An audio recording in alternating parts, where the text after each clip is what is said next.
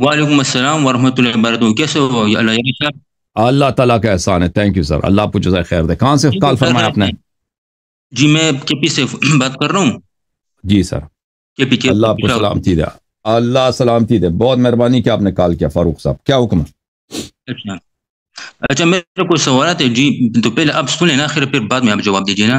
پہلی تو میں یہ بات کر دوں کہ مطلب آپ یہ مانتے ہو کہ قرآن میں جو ذکر ہوا ہے نا ثانی اسنین، اس سے مراد حضرت ابوبکر صدیق رضی اللہ عنہ ہے، قرآن کے نمبر کس ایک، ٹھیک جگہ ہے؟ میں کون دوسرا سا کہ ذکر ہے؟ نبی کریم صلی اللہ علیہ وسلم کے ازواج کو قرآن میں، قرآن کے کس جگہ میں کس کا یہ ذکر ہے؟ قرآن کی سورہ توبہ میں نبی کریم صلی اللہ علیہ وسلم، یار ثانی اسنین ہے نا، نبی کریم صلی اللہ علیہ وسلم اور ثانی حضرت ابوبکر اسنین صدیق کو قرآن میں ثانی، جی جی وہ نہیں، ایک ابو نمبر۔ بکر ثانی دوسرا اسنین کہ نہیں ہے، ابو قرآن جو بکر ہے ثانی اسنین نہیں ہے جی، میں نہیں مانتا۔ ثانی اسنین رسول اللہ ہے، صلی اللہ بالکل علیہ ہے وآلہ بھائی، وسلم قرآن ہے۔ میں ذکر ہوا ہے۔ اچھا نہیں بات سنیں، اچھا علیہ صاحب خیر، میرا پہلے سوالات سنیں، پھر اب بات جواب بعد میں دیجیے، ٹھیک ہے نا؟ اوکے، پہلے میں آپ کو، پہلے ہم بات کریں گے نبی کریم کے ازواج پر، دوسری ہم بات کریں گے اس کے اوپر یہ صحابہ کرام کے اوپر، تیسری ہم بات کریں گے مولا کے اوپر۔ پھر خیر کام کیا پھر آپ کرتے ہیں میری آپ؟ بات سن لیں، اپنے پھر متعلق بے تو شک کچھ آپ بتائیں عمر فاروق صاحب، آپ کام کیا کرتے ہیں؟ اپنے متعلق کچھ بتائیں بس کچھ۔ بس میں ایک عام انسان ہوں یار، تھوڑا کاروبار سا کرتا ہوں میں۔ کاروبار کرتے ہیں، کوئی عالم دین، کوئی بس آپ مولوی میرا نہیں سوال ہے؟ سنیے، پھر آپ بھائی کوئی نہیں، میں عالم؟ نہیں عالم دین نہیں، میں ایک عام، اوکے اوکے سر، چلو ٹھیک ہے، آپ میرے سوال تو سنیں نا یاری صاحب، سن ٹھیک ہے؟ لیتے ہیں سن اچھا لیتے ہیں، یہاں بسم پر، اللہ۔ اچھا ٹھیک ہے، پہلے ہے نبی کریم صلی اللہ علیہ وسلم کے ازواج کو قرآن میں امہات المومنین کہا گیا ہے، ٹھیک ہے؟ یہی ہے آیت ہے، اعوذ باللہ من الشیطان الرجیم، بسم اللہ الرحمن الرحیم، النبی اولی بالمؤمنین من انفسہم وازواجہ امہاتہم، نبی کریم صلی اللہ علیہ وسلم مومنوں پر ان کی جانوں سے زیادہ حق رکھتے ہیں اور اس کی بیاں مومنوں کی مائیں ہیں، نمبر ایک، ٹھیک ہے؟ پہلے اب سن لیں خیر۔ دوسری بات کہ قرآن میں جو آیت تطہیرہ اتری ہیں وہ نبی کریم صلی اللہ علیہ وسلم کے ازواج پر اتری ہے، یہ میرے ساتھ سورہ احزاب ہے، اس میں آپ دیکھ لیں، یہاں دیکھیں بھائی، دیکھیں پر دیکھیں فرمائے کہ دیکھیں دیکھیں مختلف آیات کو دیکھیں۔ آپ چار بھائی پانچ جان سوال آپ کرنا میری بات چاہتے ہیں؟ سنیں نا، بھائی اللہ یہ صاحب سب اجازت دیں۔ بات کو بیچ میں مت کر دینا، اللہ یہ سب آپ بات بیچ میں مت کرنے، دیکھو یہ قرآن میں کلیئر کٹ لکھا ہوا ہے، یا نساء النبی، اے نبی کریم صلی اللہ علیہ وسلم کی بیویوں۔ ایک منٹ میں آپ کو سورہ احزاب میں دکھاتا ہوں، ایک منٹ، 22واں سپارہ شروع ہو جاتا ہے،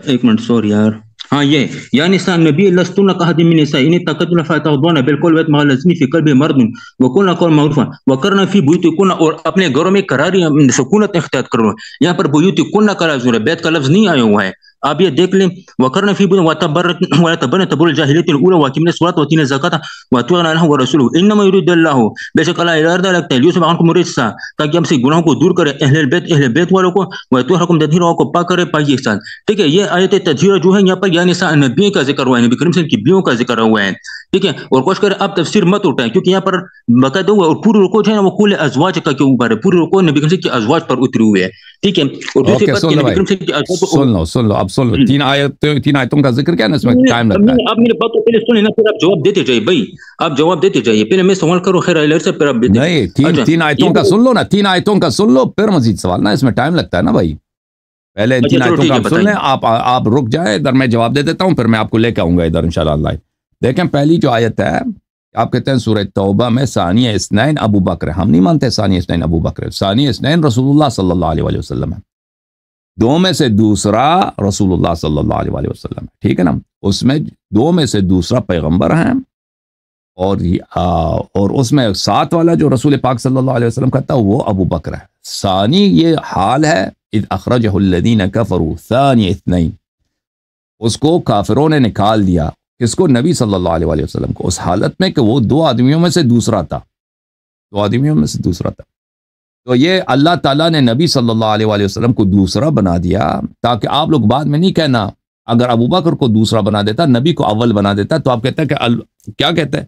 دیکھیں نمبر 2 پیغمبر کا قرآن میں نمبر 2 کون ہے؟ ابو بکر ہے، نبی صلی اللہ علیہ وسلم کا پیغمبر نمبر 1، نمبر 2 ابو بکر ہے۔ لیکن اللہ تعالیٰ نے آپ کے اس مکر کو اللہ تعالیٰ نے ہمیشہ تا قیامت کے لیے باطل کر دیا، اللہ تعالیٰ نے نبی صلی اللہ علیہ وسلم کو نمبر 2 بنا دیا۔ یہ اس بات کے لیے کہ اس کے کئی فوائد ہیں، ایک فائدہ یہ ہے کہ آپ ادعا نہیں کر سکیں گے کہ قرآن میں نمبر 1 پیغمبر ہے، نمبر 2 ابو بکر صلی اللہ علیہ نبینا وعلی عصرتہ۔ دوسری بات، آپ ادعا نہیں کر سکیں گے کہ یہ 1-2 جو ہے یہ کسی تفضیل کے لیے، فضیلت بیان کرنے کے لیے، کیونکہ اگر فضائل کے لیے ہوتا نا، ترتیب فضائل کے لیے، تو پیغمبر صلی اللہ علیہ وسلم کا بھی دوسرا نہ ہوتا، پیغمبر صلی اللہ علیہ وسلم نمبر 1 ہوتا۔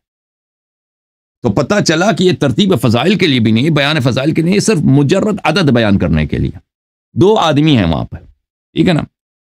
آدمی اگر فضیلت مراد نہیں ہے، صرف نمبر مراد بیان کرنا ہے، تو اس میں کوئی فضیلت ہی نہیں ہے. بھائی 2 آدمی جب ہے نا، اس میں سے ایک نبی ہے، دوسرا کوئی مومن ہو سکتا ہے، وہ 2 آدمی. ایک کافر ہے، دوسرا بھی کافر ہے، 2 آدمی. 2 مسلمان ساتھ ہیں، وہ بھی 2 آدمی ہیں. ٹھیک ہے نا. 2 نبی ساتھ ہوں، وہ بھی 2 مرتد ساتھ ہوں، وہ بھی 2 آدمی. مجرد نمبر میں، عدد میں کسی قسم کی فضیلت نہیں. اچھا، اس آیت میں نے بہت سارے باتیں کی ہیں، مناظرات ہوئے ہیں، اس میں آپ دیکھ لیں. اس آیت میں مزید کوئی بات نہیں. اب جہاں تک اس بات کا تعلق ہے وہ ازواج امہاتہم کا تعلق ہے، تو میرے بھائی آپ کی خدمت میں عرض کروں کہ یہ اس کا ایک پس منظر ہے حرمت نکاح ازواج النبی صلی اللہ علیہ وآلہ وسلم، کہ نبی صلی اللہ علیہ وآلہ وسلم کے ازواج سے نکاح کرنا جائز نہیں ہے. ملاحظہ فرمائیے، یہ کتاب ہے، یعنی اس سے کیا مراد ہے؟ ازواج امہاتہم سے حرمت نکاح. خود جماعت عمریہ کے نزدیک جامع البیان لابن جریر الطبری جلد 21 چاپ دار الفکر و ازواجہ امہاتہم، یہ صفحہ نمبر 130. اس کی شرح میں فرماتے ہیں وہ ازواجہ امہاتہم، صفحہ نمبر 130 میں، وحرمت ازواجہ حرمت امہاتہم علیہم فی انہن یحرم علیہن نکاحن من بعد وفاتہ کما یحرم علیہم نکاح امہاتہم. ازواج امہاتہم جیسے تم اپنے ماں سے نکاح نہیں کر سکتے، اسی طرح نبی صلی اللہ علیہ وسلم کے ازواج سے نکاح نہیں کر سکتے. اچھا، اور خود عائشہ کا بھی یہ قول ہے، عائشہ کا بھی یہ قول ہے.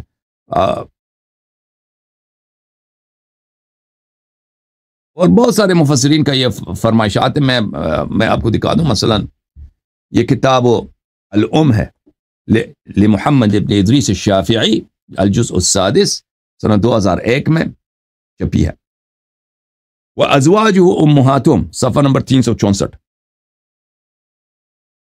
امہاتہم کا مطلب فی معنی دون معنی، یہ خاص معنوں میں آپ کی ماں ہے، خاص معنوں میں. وذلك لا يحل لهم نكاح بحال ولا يحرم عليهم نكاح بنات لو كن لهن. اس کا مطلب یہ ہے کہ آپ نبی صلی اللہ علیہ وسلم کے ازواج کے ساتھ نکاح نہیں کر سکتے، لیکن ان کی بیٹیوں کے ساتھ اگر ان کی کوئی بیٹی ہے نکاح کر سکتے ہیں. نبی کے بیوی کی اگر کوئی بیٹی ہے پرانے شوہروں سے، اس کے ساتھ آپ نکاح کر سکتے ہیں. كما يحرم عليهم نكاح بنات امهاتهم اللاتي ولدنهم او ارضعنهم. لیکن اگر کوئی آپ کی ماں ہے، آپ اس کی بیٹی سے شادی نہیں کر سکتے، چاہے وہ رضائی بہن ہے آپ کی یا آپ کی سکی بہن، اسے شادی نہیں کر سکتے. اچھا،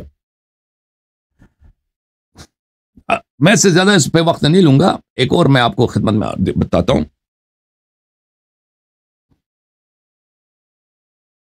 ازواج امہاتہم یہ کیوں لازم ہوا کہ نبی صلی اللہ علیہ وسلم کے ازواج کے ساتھ آپ نکاح نہیں کر سکتے؟ ملاحظہ فرمائیے، یہ کتاب تنویر المقباس من تفسیر عبداللہ ابن عباس، چاپ دار الکتب العلمیہ، کتاب چھپی ہے سنہ 1992 بیروت لبنان میں. ابن عباس کے متعلق سے یہ روایت ہے. ملاحظہ فرمائیے کہ وما كان لكم ان تؤذوا رسول اللہ صلی اللہ علیہ وآلہ، رسول اللہ صلی اللہ علیہ وآلہ وسلم کو اذیت نہیں کر سکتے بالدخول علیہ بغیر اذنہ والحدیث مع ازواجہ، کہ تم نبی صلی اللہ علیہ وسلم کے پاس چلے جاؤ بغیر اذن کے اور ان کی بیویوں کے ساتھ بات کرو. اچھا، نبی کی اجازت کے بغیر اس کی بیوی کے ساتھ کوئی کرتا تھا اس طرح؟ ولا تنکحوا ای تتزوجوا ازواجہ من بعدہ ای من بعد موتہ ابدا، اور اس کے کسی زوجہ کے ساتھ تم ان کے وفات کے بعد نکاح کرو. میں نے کیا دکھایا آپ کو؟ ازواج امہاتہم کا کیا مطلب ہے؟ نبی صلی اللہ علیہ وسلم کے زوجے کے ساتھ نکاح نہیں کر سکتے. اب یہ وجہ کیوں ہے اللہ نے یہ بیان کیا؟ فرماتے ہیں عبداللہ ابن عباس، نزلت هذه الآیت فی طلحہ ابن عبید اللہ اراد ان يتزوج بعائشہ بعد موت النبی صلی اللہ علیہ وسلم. آپ کا جو عشرہ مبشرہ ہے، طلحہ نے کہا تھا کہ میں عائشہ کے ساتھ شادی کرنا چاہتا ہوں. پیغمبر ابھی زندہ، یہ بے غیرت کہہ رہا ہے کہ میں عائشہ کے ساتھ شادی کرنا چاہتا ہوں. اللہ نے فرمایا کہ یہ کبھی نہیں ہو سکتا، وہ تمہاری ماں کی طرح، جیسے اپنے ماں سے شادی نہیں کر سکتے نا، ان سے بھی شادی نہیں کر سکتے. ان ذالکم الذی قلتم وتمنیتم من تزویج ازواجہ بعد موتہ، یہ تو صحابہ تم نے جو سوچا ہے، دل میں رکھا ہے کہ تم نبی صلی اللہ علیہ وسلم مر جائے، اس کی 10 بیویاں ہیں، اس کی بیویوں کو ہم اپنے درمیان تقسیم کریں گے، کان عند اللہ عظیما، یہ اللہ کے نزدیک بہت بڑا جرم ہے، تمہاری بہت بڑی خباثت ہے کہ تم ایسے سوچتے ہو۔ یہ صحابہ کرام نے جو بغیرتی کی نیت تھی ان کے نبی صلی اللہ علیہ وسلم کے ساتھ، اس کی وجہ پہ یہ آیت نازل ہوئی۔ اچھا، یہ تفسیر ہے الجامع تفسیر القرآن لعبداللہ ابن وہب ابن مسلم المصری، متوفى سنہ 197، بخاری سے بہت پہلے، احمد ابن حنبل سے بھی یہ پرانا عالم ہے۔ اچھا، شعب دار الغرب الاسلامی، کتاب چھپی ہے سنہ 2003 میں، ملاحظہ فرمائیے۔ اخبرنا ابن وہب فرماتے ہیں حدثني اللیث بن سعد ان طلحہ ابن عبید اللہ قال، طلحہ نے کہا تھا لئن قبض رسول اللہ صلی اللہ علیہ وآلہ تزوجت بعائشہ، رسول صلی اللہ علیہ وسلم کی وفات تو نہیں ہے، میں عائشہ سے شادی، یہ عائشہ اس کے چچا کی لڑکی بھی ہے نا، یہ آپس میں چچا کزن ہے، چچا ان کا چچا اور چچا زاد لڑکا اور چچا زاد لڑکی ہیں آپس میں۔ فنزل القرآن، قرآن کی آیت نازل ہوئی ہے، پیغمبر کی اذیت نہ کیا کرو، ولا ان تنکحوا ازواجهم من بعد ابدا، اور کبھی خبردار ان کے ازواج کے متعلق نکاح کرنے کا سوچنا بھی نہیں، وہ تمہاری ماں کی طرح بغیر تو۔ ان ذالکم کان عند اللہ عظیما، یہ اللہ کے نزدیک بہت عظیم گناہ ہے، جرم ہے، خباثت ہے، اس طرح کہ نبی صلی اللہ علیہ وسلم سے کوئی بھی شخص زندہ ہونا۔ اب ایک آدمی ہے مثلا وہ آپ کے گاؤں میں رہتا ہے، بزرگ آدمی ہے، اس کی 3 بیویاں، آپ کہہ دو کہ بھئی یہ مر جائے میں اس کی بیوی کے ساتھ، اس کو پتہ چل جائے اس کی کتنی اذیت ہوگی۔ ایک عام آدمی اس کو کتنا اذیت ہوتا ہے نا کہ یہ میرے متعلق ایسا کہتا ہے۔ صحابہ نے رسول اللہ صلی اللہ علیہ وسلم کی کیسی کیسی اذیتیں کی ہیں، اور تم ان کو جنتی کہتے ہو، تمہیں شرم نہیں آتی۔ قال اللیث عائشہ بنت عمها لأنه من قومها، عائشہ اس کی طلحہ کی چچا کے لڑکا ہے۔ وظننت ان عمر بن الخطاب قال، عمر نے بھی کہا تھا عائشہ طلحہ سے، لقد توفي رسول الله صلی اللہ علیہ وآلہ وانه على طلحہ لعاقب لهذا الامر، رسول پاک صلی اللہ علیہ وسلم کی جب وفات ہوئی ہے وہ طلحہ سے ناراض تھے، طلحہ پہ غضبناک تھے، اسی لیے میں آپ کو دکھا دیتا ہوں وہ روایت بھی۔ یہ کتاب شرح مشکل الآثار الجزء الثانی عشر لأحمد بن السلامہ الطحاوی، متوفى سنہ 331، الجزء الثانی عشر، سنہ 1994 میں کتاب چھپی ہے بیروت میں، ملاحظہ فرمائیے۔ یہ حدیث نمبر 4954 ہے۔ عمر نے اپنے وہ عمر کو جب چوٹ لگی تھی نا، ضرب لگا تھا، سیدنا ابو لؤلؤہ رضی اللہ تعالیٰ عنہ نے اس کو مارا تھا عمر کو، عمر اسی چوٹ سے مرا بھی ہے۔ اس نے زبیر کو گالی دی، طلحہ کو گالی، سب کو گالیاں دینا شروع کر دیا تھا اس نے گالی دیا عمر کو، اما انت یا زبیر فانک مؤمن، یہ عمر کا، فقال لهم عمر نے کہا، فقال لهم عمر نے کہا زبیر سے، فانک مؤمن الرضا کافر الغضب، تو جب خوش ہوتا ہے نا، تیرے پاس پیسے ہوتے ہیں، کھانا ہوتا ہے، تیرا پیٹ فل ہے، تو مومن ہوتا ہے، اور جب تمہیں تکلیف پہنچتی ہے، تجھے غصہ آتا ہے، تو تو کافر بن جاتا ہے۔ تکون یوما شیطانا و یوما انسانا، ایک دن تو شیطان ہوتا ہے، ایک دن تو انسان ہے۔ اس عمر نے کس سے کہا؟ زبیر سے کہا۔ افرأیت یوما تکون شیطانا فمن یکون الخلیفۃ یومئذ، تو خلیفہ بننا چاہتا ہے، تجھ میں ہے خلیفہ کی، تیرا شکل ہے خلیفہ جیسی، جس دن تو شیطان بن جاتا ہے تو اس دن خلافت تو شیطان کی ہوگی۔ عمر کس کو کہا؟ عمر کو ضربت لگی ہے نا، تو اس نے سب کو گالی دینا شروع کیا، تو زبیر کے اس طرح اس نے بے عزتی کر دی۔ پھر طلحہ کے مطابق، وَأَمَّا أَنْتَ يَا طَلْحَةُ فَوَاللَّهِ لَقَدْ تُوفِيَ رَسُولُ اللَّهِ صلی اللہ علیہ وسلم وَهُوَ عَلَيْكَ عَاتِبٌ، اللہ کی قسم طلحہ تو خلیفہ بننا چاہتا ہے، تو ایک بغیرت آدمی ہے، تو نے عائشہ کے متعلق کیا کہا تھا، تجھے یاد نہیں ہے؟ رسالت پناہ صلی اللہ علیہ وسلم کی جب وفات ہوئی ہے، وہ آپ پہ غضبناک تھے، تیری بغیرتی کی وجہ سے تو نے جو غلط جملے کہتے عائشہ کے متعلق۔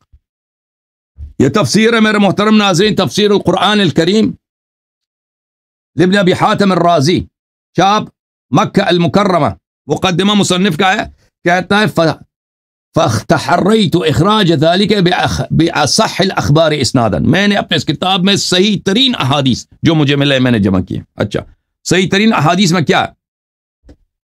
صفحہ نمبر 3150 ہے، ابن عباس کی یہ حدیث،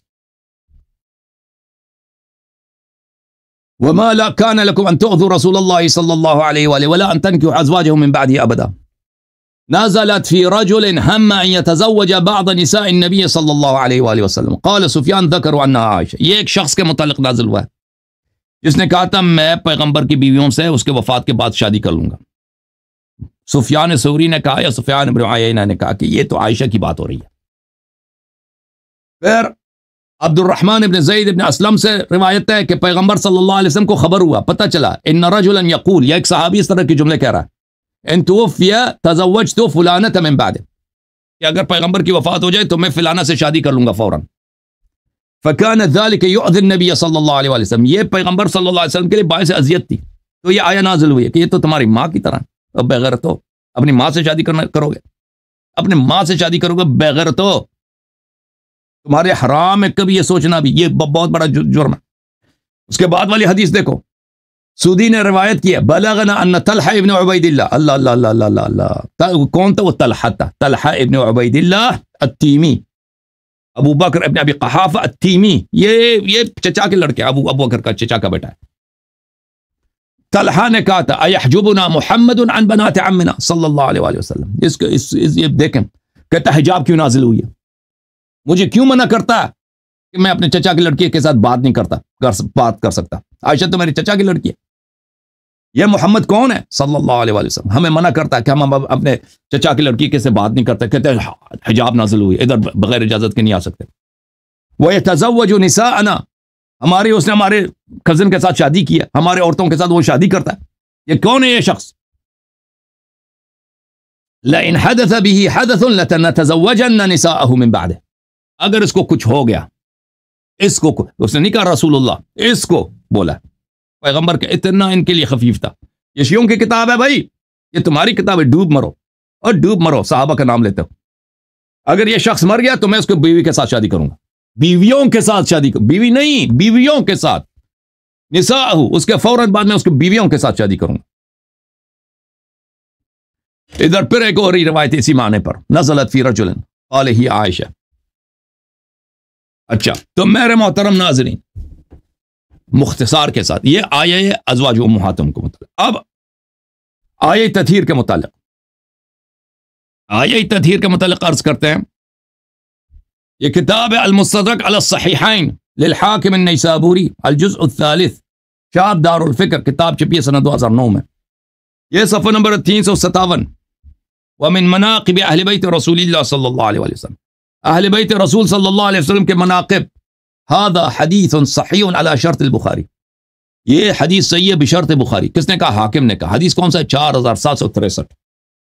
ملاحظہ کرو, 4763. وافقہ الذہبی فی التلخیص علی شرط البخاری, ذہبی ناصبی نے بھی بشرط بخاری کا یہ حدیث صحیح ہے.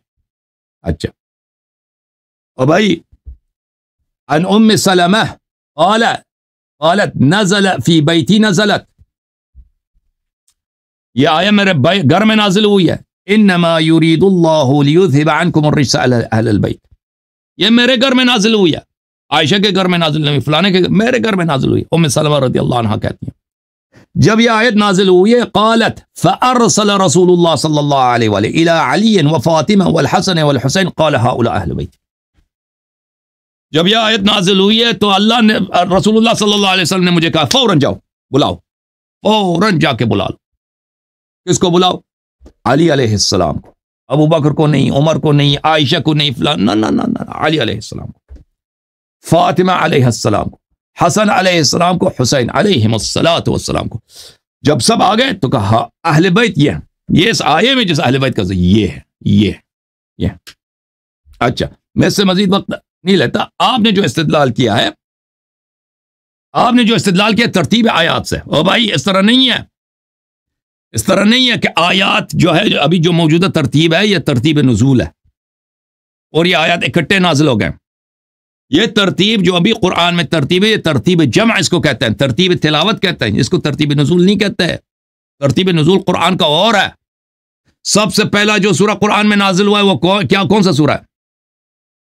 بھلے سورہ اقرأ بسم ربک الذی خلق, سورہ علق ہے, ٹھیک ہے نا, وہ قرآن کے آخر میں, وہ قرآن کے آخر میں.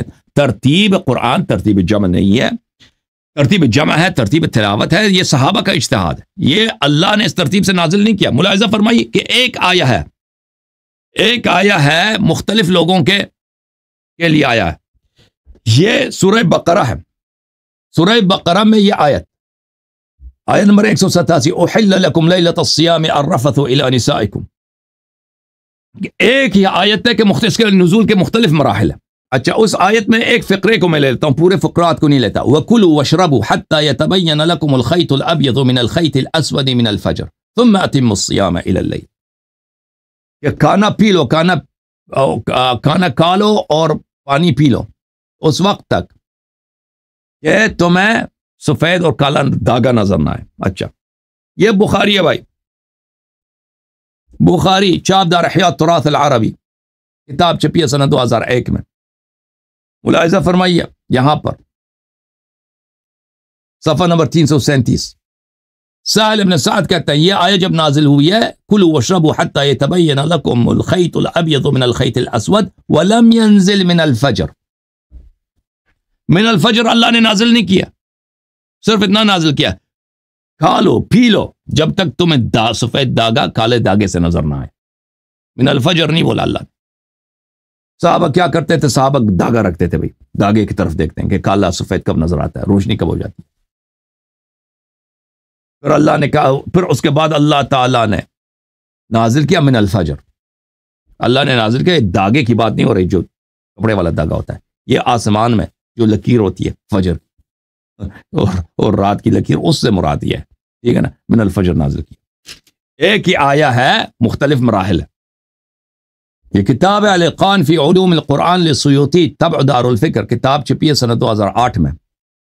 یہ فی وجوہ المخاطبات، قرآن میں خطابات کے انواع، قرآن کے خطابات میں ایک نوع یہ ہے خطاب الشخص السادس والعشرون، 26 نمبر والا خطاب، خطاب کے انواع و اقسام میں 26 والا سب، خطاب الشخص ثم العدول الی غیرہ، ایک شخص سے خطاب کرنا پھر عدول کرنا کسی دوسرے شخص کی طرف، یہ قرآن میں ثابت ہے، اس کے بہت ساری مثالیں۔ یہ ایک ہی آیا میں صدر کسی سے خطاب ہے، ذیل کسی اور سے خطاب ہے، ٹھیک ہے نا، کسی اور سے خطاب۔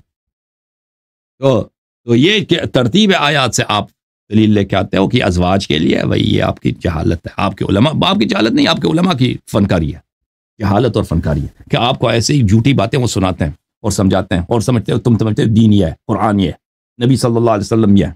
عمر فاروق صاحب تیار ہو؟ آ جاؤ بھائی۔ اب 3 سوال آپ نے کیے ہیں، میں نے 3 سوال کے جواب دے دیے۔ اب میں آپ سے مزید سوال نہیں لوں گا کیونکہ آپ کو میں نے بہت ٹائم دیا ہے۔ ان 3 سوالوں کے متعلق اگر آپ کے پاس کوئی بات ہے تو کر لو۔ میرے جواب سن لیے بھائی، سمجھ آئیے؟ طلحہ کا پتہ چل گیا نا، طلحہ کا میں نے آپ کی کتابوں سے دکھایا نا، طلحہ کا ازواج امہاتہم کا۔ تمہارے کبھی ذہن میں بھی ایسا ہو سکتا تھا کہ صحابہ اتنا غلط بات کریں گے رسول اللہ صلی اللہ علیہ وسلم کے ازواج کے متعلق؟ آ سکتا تھا نا۔